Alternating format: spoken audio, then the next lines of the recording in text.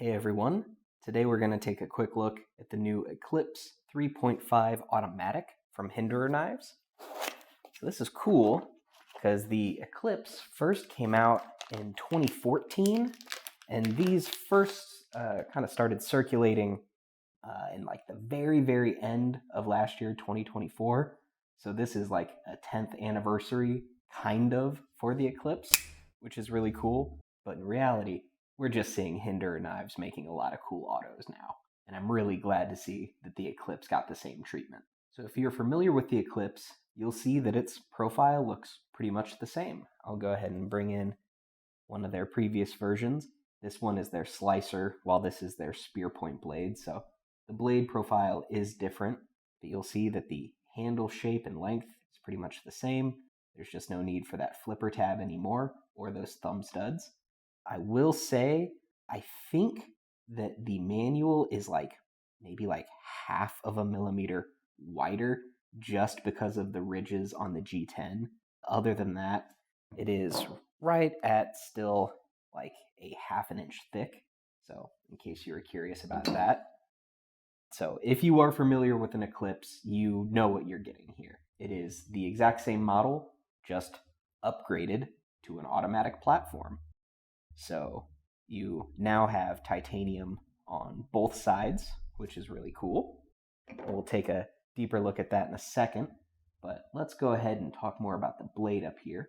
So as you can see, this is a pretty high polished stone wash, and it is in CPM S45VN. Hinderer's been working with that for a bit now. It's kind of their bread and butter. It is an incredibly well-rounded steel. You have really good edge retention. You don't have to worry about corrosion. It is still one of the best EDC steels out there. Then for the pivot, this is running on phosphor bronze washers, and with that super snappy automatic action, that is so hard hitting. I'm really impressed by it. I wanted to go ahead and bring in one of their XM18 automatics to show you them next to each other.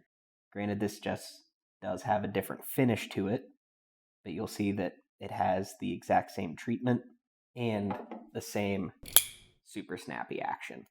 And just like how on the XM18, this was switched to right-hand tip-up only carry, it is the same on the Eklipse. So before, the Eklipse could have tip-down carry, and that's actually how it comes from factory. But with the auto version here, it is strictly tip-up right-hand carry. I will go ahead and talk specs here.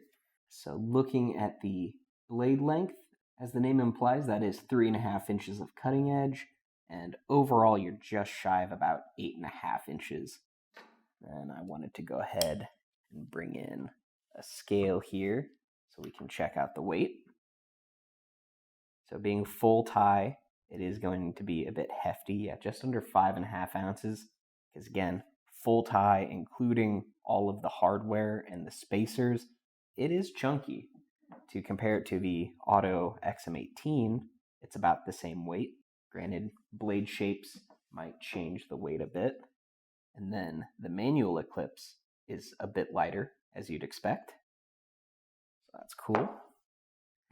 And I just wanted to say that I'm really blown away by Hinderer's quality control.